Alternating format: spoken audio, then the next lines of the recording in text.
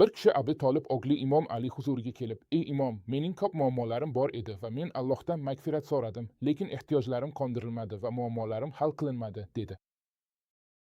Imom unga nima dedi? U unga "Niyatingni pokla va Rabbingga itoat qil" dedi. Bu juda muhim nuqta haqiqatan ham.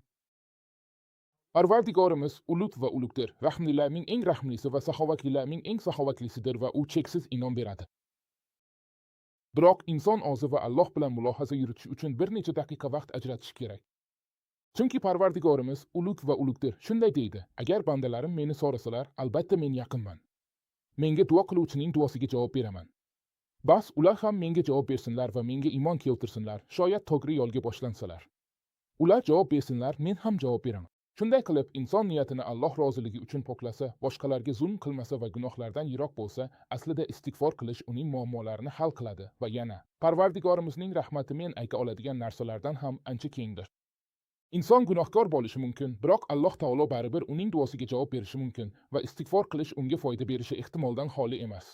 U ulug' va muqaddas zot xohlaganini qiladi va xohlaganini hukm qiladi. Biroq inson niyatini poklashi, Alloh taologa itoat qilishi va gunohlardan yiroq bo'lishi kerak. So'ngra u Allohdan, ulug' va muqaddas zotdan mag'firat so'raydi va Alloh taolo unga yengillik beradi, duosiga javob qiladi va inshaalloh istig'for qilish unga foyda beradi.